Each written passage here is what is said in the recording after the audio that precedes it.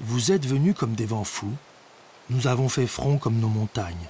Vous avez hurlé comme les vents fous. Éternels, nous sommes comme nos montagnes. Et vous passerez comme des vents fous. Un poème arménien qui m'accompagne de retour au Karabakh, au cœur du Caucase. Le vent des batailles vient de s'éteindre. Dans les tranchées, on reprend son souffle.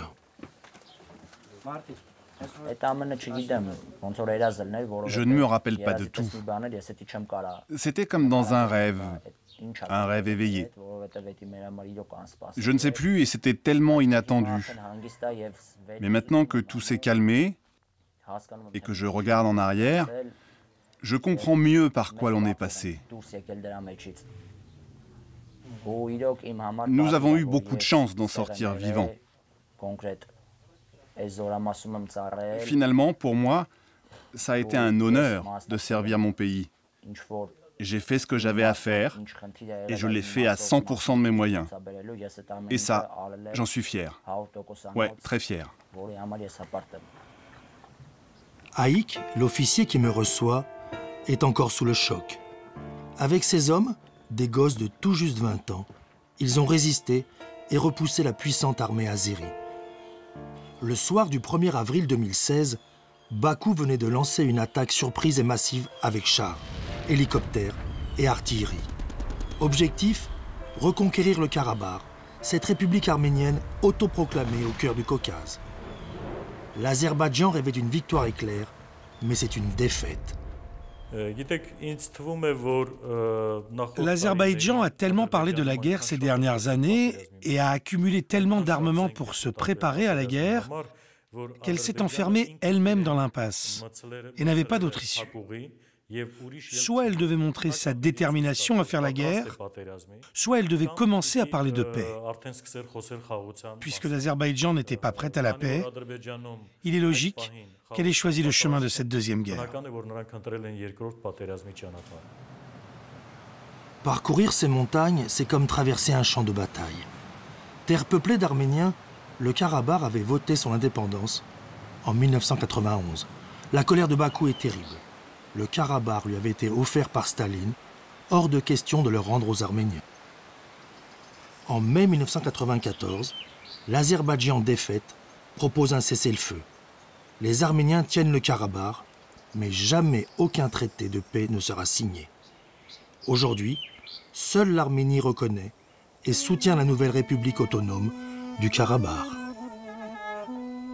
La légende dit que l'Arche de Noé trouva refuge au sommet de l'Ararat, la montagne sacrée des Arméniens.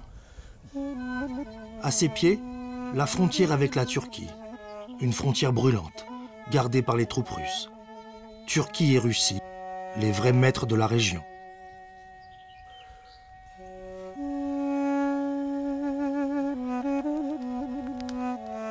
De tout temps, l'Arménie s'est trouvée au carrefour de toutes les invasions, de toutes les guerres, de tous les drames. L'âme arménienne est comme accrochée à la pierre des montagnes, à la pierre des églises, que ni les guerres, ni le feu ne peuvent effacer.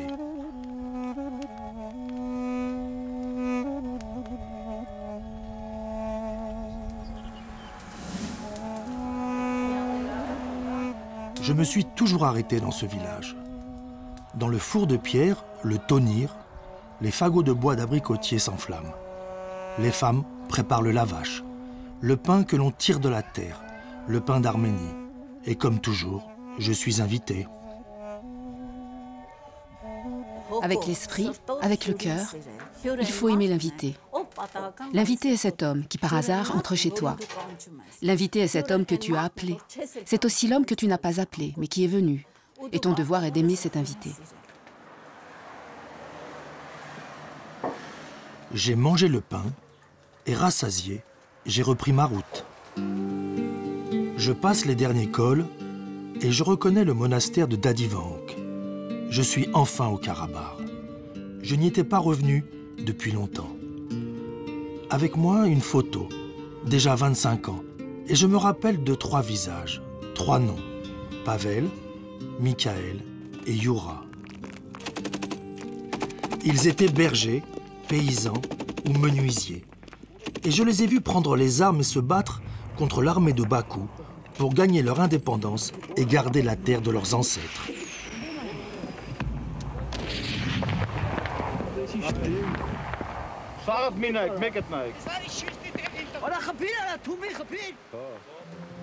Carcasses de chars éventrés, stèles de héros inconnus, les tristes stigmates de ce que l'on appelle la Première Guerre, celle de 1990 à 1994.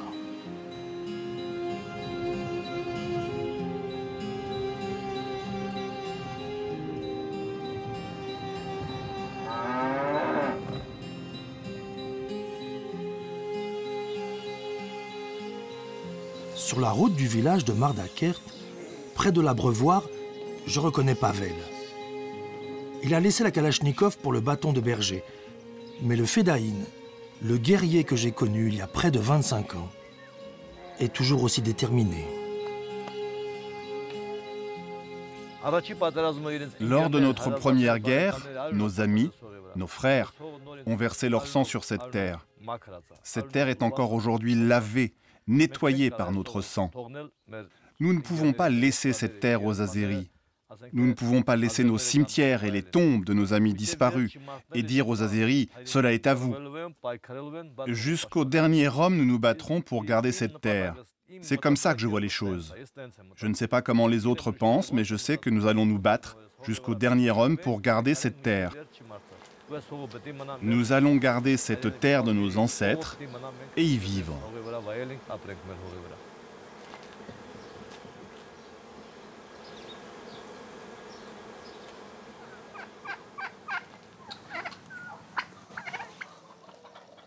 J'avais filmé ces images il y a bien longtemps. La guerre venait de se terminer et Pavel reconstruisait sa ferme que les Azéris avaient pillée et brûlée.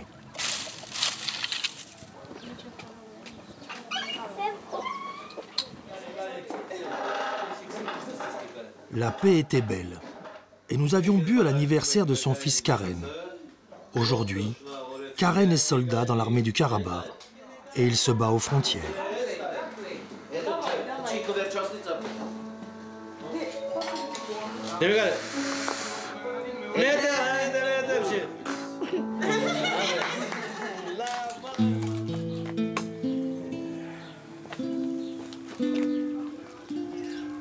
Je voulais parler à Pavel, lui voulait m'honorer.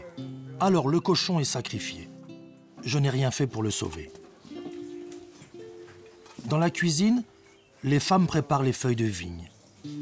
Ici, on vit quasiment en autarcie. On vit de ce que donnent les animaux et la terre.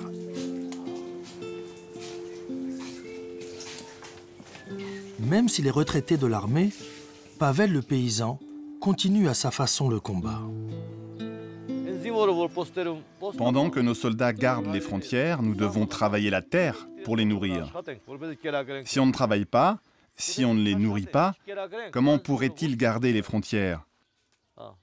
C'est pour ça que nous, les retraités, nous devons travailler la terre, faire du pain pour garder nos soldats, pour qu'ils soient bien. Nous allons bien nous occuper d'eux et ils garderont nos frontières. Sous l'ombre bienveillante du mûrier, nous avons bu la vodka locale et porté les premiers toasts aux camarades disparus.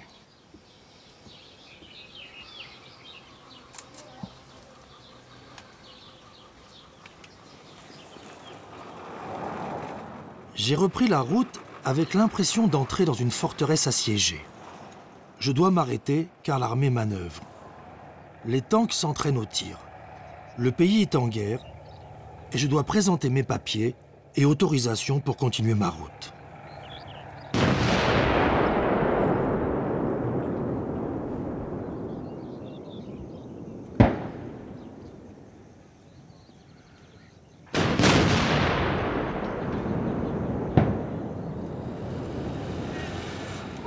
À l'entrée de Stepanakert, la capitale, les bustes du grand-père et de la grand-mère veillent. Les pieds enfoncés dans le sol comme des racines, ils disent aux passants « Nous sommes nos montagnes ».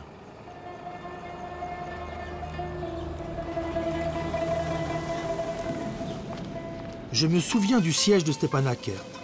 Pendant 2 longues années, De 91 à 93, la ville est pilonnée, bombardée par l'artillerie et l'aviation azerbaïdjanaise.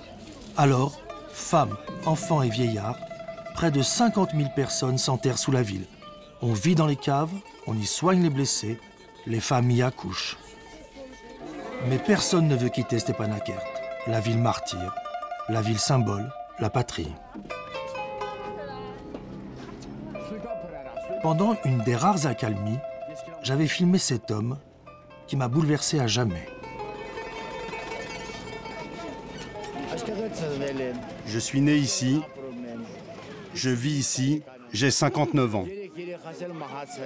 Mes 3 enfants sont morts sous les bombes. Qu'est-ce que tu veux que je fasse? Alors je m'occupe des autres enfants. J'essaye de leur apporter de la joie. Ces enfants me rappellent les miens et leur bonheur adoucit ma peine. Qu'est-ce que je peux faire d'autre? Je n'ai rien d'autre.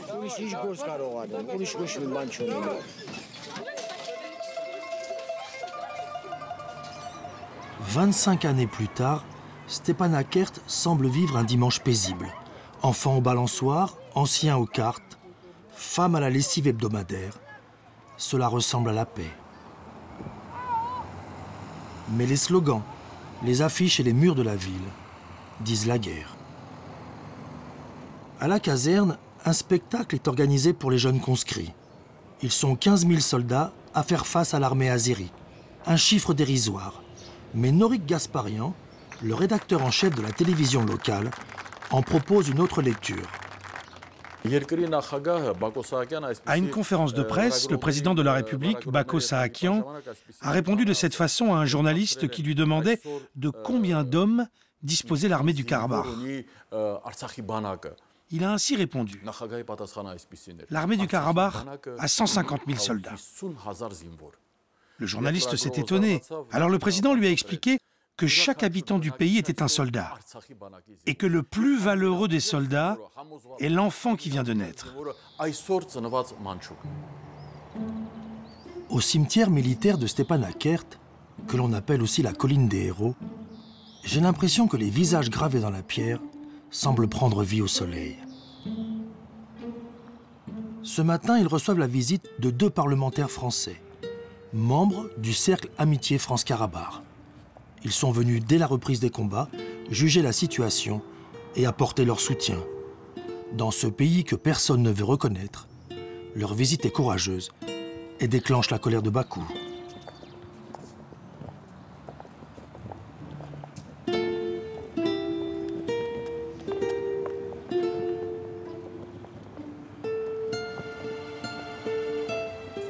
À Stepanakert, de nombreux hôtels ont été réquisitionnés pour loger les centaines de réfugiés qui ont fui les villages de Talish, Madaris et Hadrout bombardés par l'armée azérie en avril. C'est déjà la 2e, 3e fois que certaines familles ont dû fuir leurs maisons dévastées. L'Azerbaïdjan tente de montrer que l'agresseur, c'est les Arméniens, c'est l'Arménie qui agresserait l'Azerbaïdjan. Ce n'est pas une première. Il l'a déjà tenté à plusieurs reprises. Pour moi, les choses sont claires. L'agresseur, c'est l'Azerbaïdjan et l'agressé, c'est le Karabakh. Le député François Rochebloine s'est vu signifier une assignation au tribunal de Nanterre par le pouvoir de Bakou. On appelle cela la diplomatie de l'or noir.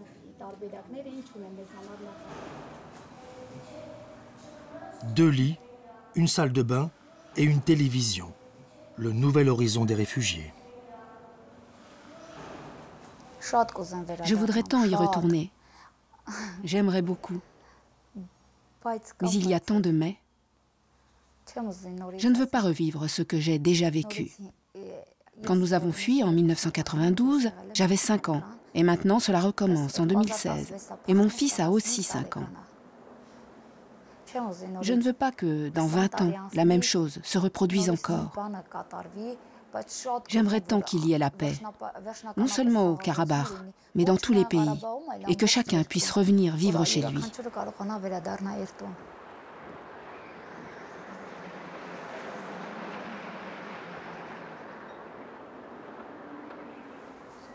Évidemment, je voudrais tant que mon fils retourne à l'école de notre village. Cette année, il doit entrer en grande section. Je le voudrais tant.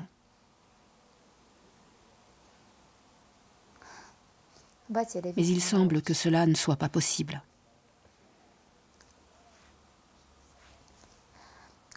Puisque notre voisin est l'Azéri.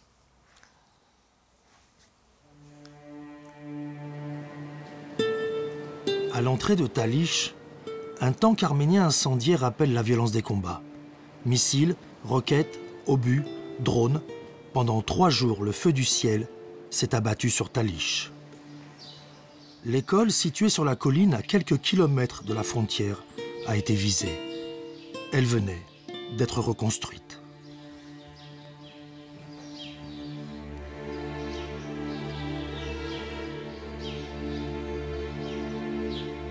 Talich, un village fantôme où les militaires arméniens ont pris position. La guerre peut reprendre à chaque instant. L'ennemi n'est qu'à quelques centaines de mètres. C'est par hasard que je retrouve Michael. Je ne l'ai pas reconnu. C'est lui qui m'a appelé. En 1991, il avait à peine 15 ans. Et je l'ai vu se transformer en soldat aguerri.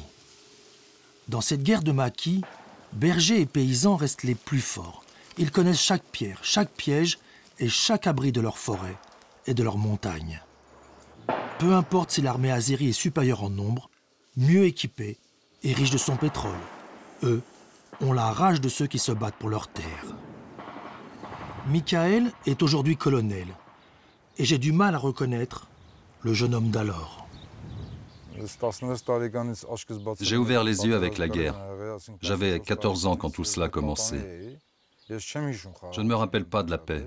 Je ne sais plus ce que cela veut dire. Toute ma vie s'est enfuie dans les combats, je ne connais pas la vraie vie. J'essaie de l'imaginer, mais je n'y arrive pas. Mais j'en rêve sans cesse. Je dis toujours à mes enfants, à mes soldats, aux gens, oui, on rêve tout le temps de ce que l'on n'a pas. Mais s'il le faut, je servirai toute ma vie, tant qu'il le faudra. Et mes enfants y sont prêts aussi.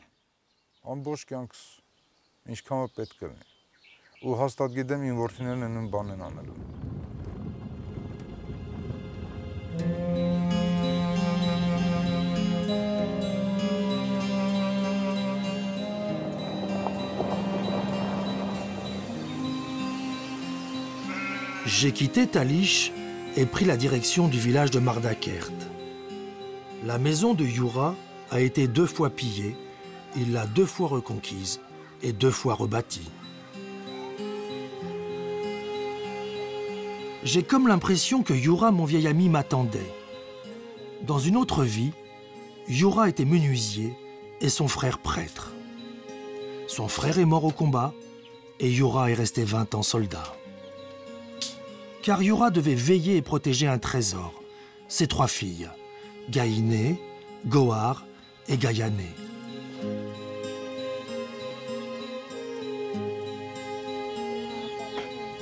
Seules, ces filles peuvent le faire encore sourire. Aujourd'hui, Youra a quitté l'armée. On le juge trop vieux pour servir. Lui ne voulait pas quitter l'uniforme, car il sait que 20 ans après, il doit encore protéger ses filles et les petits-enfants qu'elles lui ont donnés.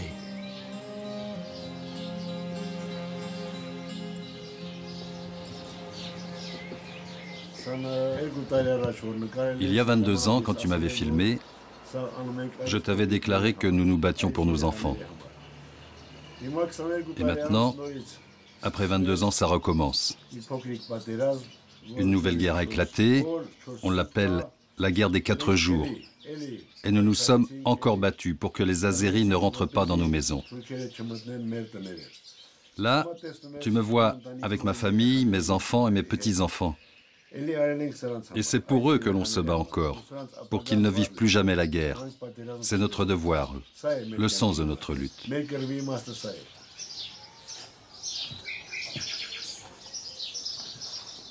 Youra vit chichement de sa retraite.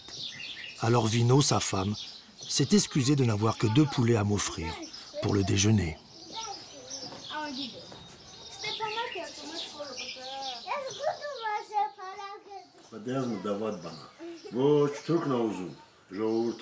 La guerre est une mauvaise chose. Ni les Azéris, les gens du peuple, ni nos Arméniens ne veulent de cette guerre, car c'est une affaire entre les pouvoirs. Maintenant, puisqu'il y a la guerre, il faut que l'on se batte. C'est notre terre, nous devons la défendre pour que nos enfants vivent en paix. C'est le vrai sens de tout. Nous avons des frères, des amis qui sont tombés, et nous devons garder leur cimetière pour que leurs familles puissent un jour les visiter. À nos camarades et à nos morts.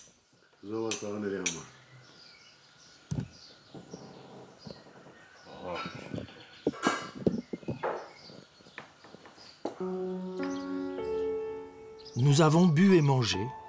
Il est temps de rendre visite à Arthur. C'était notre ami. Il était drôle, fort et un sacré soldat.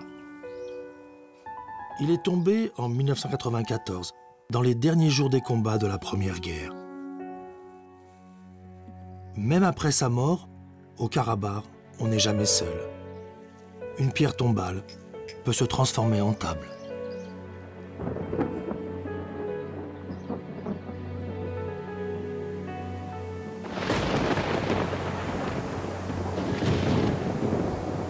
Le ciel est en colère ce soir. L'orage vient du bout de la route, de la direction de Bakou. Ici, l'or noir, le pétrole a fait la fortune de l'Azerbaïdjan. Bakou peut ainsi consacrer chaque année près de 4 milliards de dollars à son budget de défense. Des pétrodollars pour acheter toujours plus d'armes à la Russie, la Turquie et Israël. Diabolique, Moscou vend des armes aux deux camps. Pour sortir et vendre son pétrole, un oléoduc, le BTC, relie Bakou au port turc de la Méditerranée. Le tracé évite soigneusement l'Arménie, mais longe les frontières du Karabakh à portée de tir des canons arméniens. Financé par les compagnies occidentales, le BTC dérange les Russes qui voient le pétrole de la Caspienne leur échapper. Une des raisons pour Moscou de soutenir les Arméniens. Le Karabakh est peut-être l'otage d'une stratégie qui oppose Turcs et Américains aux Russes.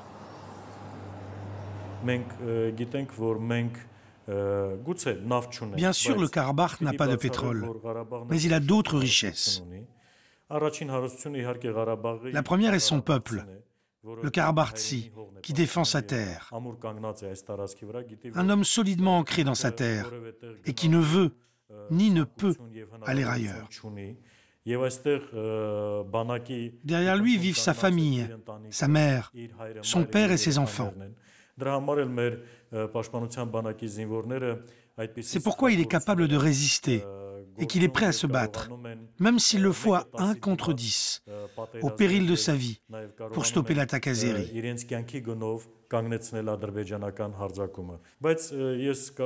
Mais il faut que l'Azerbaïdjan comprenne que s'il mettait plus de force dans ses attaques, alors ses installations pétrolières seraient vraiment en péril.